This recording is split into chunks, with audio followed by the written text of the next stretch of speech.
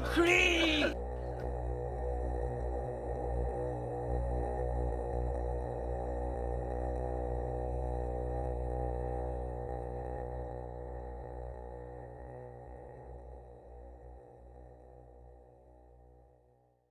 Matt, Andy, how are we guys doing today?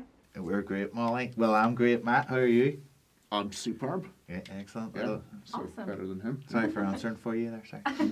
You're all good, guys. How did you first get involved with this film, Damien? And what were your first impressions of Bobby's pitch to you guys? Well, I first heard about Damien, Bobby being home out in the car one day, and he just got out of the car and he goes, "Oh, I've got an idea for a film." Okay. So, like, being friends with Bobby, I know how his mind works and stuff, so I was expecting madness, and he delivered, really. I mean, but the whole, because, you know, he's going on about, like, Damien, our friend Damien, being the leader of this ginger cult and these murdering gingers and stuff like this.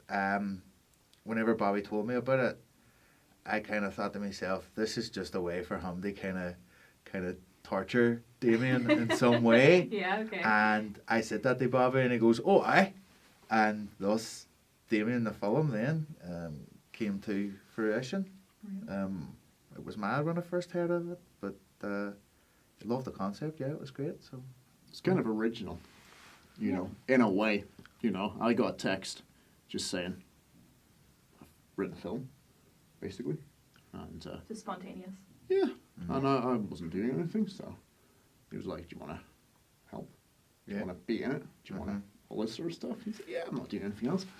Awesome. And then he pitched me the idea and the whole ginger thing. I thought, well, come on, I should think of another film that, you know, the main sort of antagonistic people Yeah. are all gingers. no, And that's the I first like time. originality, you know. It's the first time it's ever been done, and, like, you know, you always hear a lot of, you know, with ginger people, like, you know what I mean, it's kind of like, there's this unwritten rule where it's okay to be funny at ginger people, but I always thought to myself, what if ginger people snapped and decided to come back, and, you know, I this is, think that's what this film is. It's a ginger empowerment it's them film. snapping. A ginger empowerment. Yeah. film. Yeah, and them snapping. I Yeah. like that. I like that twist on it. That's a good one. Well, then, as far as preparation goes for your characters, what did you guys have to do? What was your process? Talk us through. What was that like? Well, to be honest with you, we all came together and we talked about it. We wanted the film to be as natural as possible. Yes. So organic, you know. So character-wise, we didn't really write characters for ourselves. We basically played ourselves. Okay. You know, Yeah. when you play a character, I mean, you know, we're pretty good actors, but we're probably not 100% professional. Right? yeah, well, Ish, right? So when you're trying to play a character, you know, it's harder. But when you're yourself, you know, it just makes everything more natural. Yes. You know, and our reactions when we're out there and stuff, it was us. You know, and because of the style of the movie, this sort of documentary kind of thing, it just felt better that way. And I think it came across more natural. I to be think honest. that's the appeal of the film. Yeah. That's the appeal of the film. We're not being anybody else. We're being slightly heightened versions of ourselves. Yeah. So whenever you watch the film and you see, for example, Bobby and I arguing, that's how me and him argue all the time. So then when it's on screen, it just looks natural. Exactly. And then, like, you know, especially in the terms of Damien himself, you know, Bobby chose to interview him about, you know, real stuff that Damien does. So then before it came naturally over the camera, you know, which I just think adds to the film, you know. And yeah, there was no character. I mean, like, you would come in and, you know, just play it naturally with whatever direction Bobby would give you. I think we were treating it 100% like a documentary. Yeah. Yeah. And there's no actors in the documentary. You know, there's not strict rules. You're not having to try and be someone else. You're Right. yourself, and that's how we wanted to portray it. To come across, you know, as just being perfectly natural. So yeah, it was a documentary. Absolutely. You know? And can I just add as well, that completely came across. That really did come across. Just yeah. your, like you say, the heightened characters of yourselves kind of coming through there. But it was still amazing. It was really, really good, and it communicated the story really well. So I think it was a good choice, like a Awesome. creative choice. So what was it like to work with Bobby, especially because he's a first-time film director? So what was that like for you guys? What was that experience? The one thing that Bobby had in abundance was passion and drive, Okay. which made Damien be completed. You know, perhaps a little bit of struggle with the intricacies of it, but I think his passion and his drive, you know, brought the film to, you know, be produced and it's out. So, you know, he's highly unorthodox, you know, in his approach and stuff like that, you know. It's like, I see it as kind of like Bobby throwing up two fingers to the establishment of the film industry and stuff like that and go, I'll do it my own way, you know, and I like that. You know, I really do like that. And the way he would bring you up, so he would pick me up in the morning and I didn't know, I'd ask him in the car on the way down, what are we shooting today? And he's all, you'll find out, right? So I only find out until I'm in front of the camera. He's got everything set up and he's all right in. And he'd just give you two emotions and give you, we have to get from A to B to C in this scene using these two emotions, right? And just fire them up on the air and you just do them then. And, you know, I found it a very refreshing new way to work, you know. Sounds like chaos, but it's not. It's Organized controlled chaos. chaos. Controlled Yeah, chaos, Yeah. that's it. Controlled I mean, personally, you know, when I was on set sort of for the first time, I kind of expected, I mean, I've known Bobby for a while. You know, he's a bit different. Different, yeah. I expected it to be just, you know, just almost like a student film.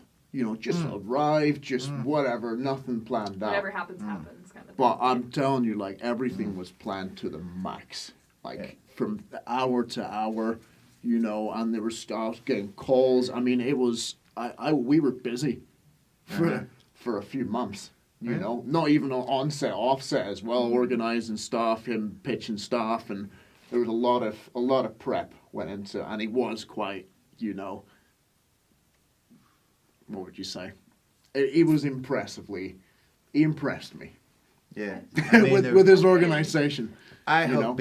I've done many films for people and stuff like that, but there's one thing that I realise now that I look at former productions that I've been in, and the production staff, even though the guy directing it's written the film, he just doesn't seem to care. Did he at one point? I don't know, but they don't seem to have the passion that Bobby would have. He was excited about the story. He wanted to make the story. He really wanted to do it, and that came across. Now, Bobby, obviously being a first-time filmmaker, stuff would get. I used to get phone calls from Bobby at random times. You know, just one. You know, majority of them, 90% of the phone calls are like, "Oh, I've had this idea, I've had that," but then there was 10% that would be like, "Oh man, I'm done now," because it is quite a lot to do a film with no budget. And, you know, produce it all yourself, really. Of course, and organise everything. So they could be, oh, I'm done with this. But that's, whenever Bobby was on the phone to me, and I would go, but you're not done with this, are you? And he'd be all, no, man, seriously, I'm done with this. And I'd be like, I never believed him for a second. I just went, you know what? The pressure of the work, he needs a vent. So he's ringing me up to have a wee vent. But at no point does he mean this, because that would be on a Saturday night. Sunday morning, he's ringing me then with more ideas and more things that he wants to do. You know, he just has a verbal vent there. So, you know, but at no point did I ever believe that his passion was quailed. He didn't believe it either. No, he didn't believe it either. Big time. Well, it's good that it wasn't, because it seems to have paid off, because the reception of the film has been brilliant. What is your response to this? We're a bit surprised.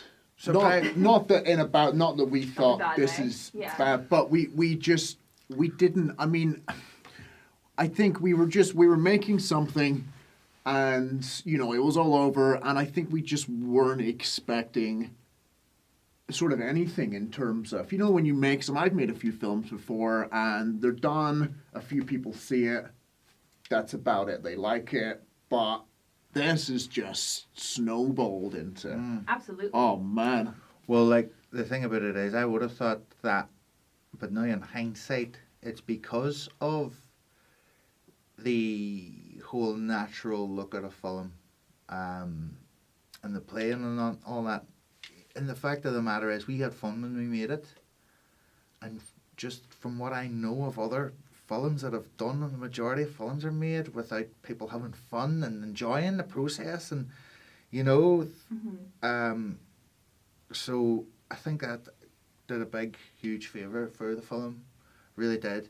And like, you know, I was surprised to see the awards coming up at the time, but now I'm not really that surprised at all, because it was made with fun and passion, and I think that's why it's doing so well, you know, especially in the Pinewood first time filmmakers. Yeah.